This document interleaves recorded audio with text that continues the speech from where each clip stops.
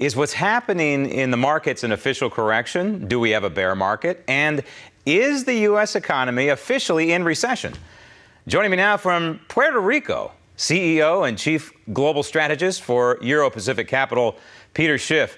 Peter, let's start with the bear market. We have some indicators that tell us whether we're in a bear market or not. You can look at stocks going down. Some people would say we're in a bear market. I think interest rates is one of them. Inflation, we have higher interest rates, of course, at least a little bit. You look at inflation as well. You look at overvaluation. Do we have the indicators right now of a bear market? Well, sure. I think not only are we in a bear market in stocks, I think we're in a recession economically. You know, when you played the clip from President Obama's State of the Union, you know, when he talked about people peddling fiction, I thought he was talking about me. But, you know, I'm the one that's selling reality. He's peddling a bill of goods, trying to pretend that this recovery is real. But whatever it was, it's over. And I think the recession that we're in now is going to be longer and deeper than the Great Recession of 2008, 2009. And of course, all bear markets begin as corrections, but they don't officially call it a bear market until it's down 20%. And, you know, the Russell 2000 is down 25%. The Dow Transports are down 30%. Many individual sectors and stocks are down a lot more than 20%. And so it sure feels like a bear market, even though officially Wall Street hasn't declared it a bear market. But if the Fed doesn't come up with a QE4, which I think it's going to do, I think it's a mistake. They shouldn't do it. They shouldn't have done 1, 2, and 3. But the only way to stop an official bear market will be for the Fed to reverse course, reduce rates, and launch another round of QE. That's it. Okay, you said a lot there. I want to peel back the onion just a little bit. Let's go back to the economy and the indicators there that tell you that we are in recession. Of course, the auto industry seems to be doing okay. Housing, consumer spending, that seems to be okay. But employment remains anemic, and the underemployment rate, of course, is underreported. Yeah, well, first of all, the auto market only did well because of another bubble. We had massive credit extended to uncreditworthy borrowers. I think that auto bubble has already bust, and I think that, you know, we're going to start to see a contraction in auto sales. I think we're going to see a lot of layoffs this year in the automobile industry, in the parts industry. You already have huge inventories that dealers can no longer sell, so that bubble has burst.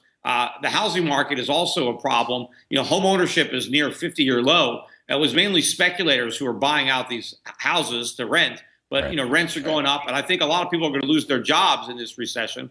And, yeah, I mean, the jobs we have been creating, by and large, have been low-paying jobs. They're mostly part-time jobs or temporary jobs. You know, most of the jobs that we've been creating are for people who already have jobs. They're people taking second and third jobs. And they don't want these jobs. They'd rather have one good job, but they're having to settle for 3 lousy jobs. Okay, so the underemployment rate is in double digits, and of course the labor participation rate is at its lowest level possibly since they've been keeping records. The Federal Reserve and Janet Yellen, you mentioned her, of course. Do you believe that in this election year and this final year of the Obama presidency, she's going to do all she can, that she believes in her textbook mind, to keep this country out of official recession? Yes, I mean, I think she wants to elect Hillary Clinton. She doesn't want to hand the White House over to Republicans or Donald Trump. And I think she doesn't want to have happen to Hillary what happened to John McCain. You know, when, you know, the wheels came off the bus during the last year of the Bush administration, a Republican had no chance. And, you know, Obama's whole claim to fame is that he inherited a disaster and now everything is great.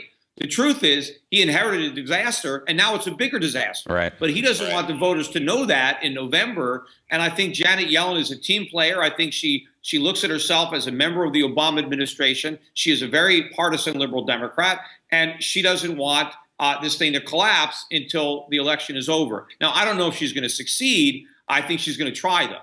Okay, so when you say try, does that mean that on the heels of raising interest rates slightly, she's going to drop interest rates slightly? And does that mean another round of quantitative easing?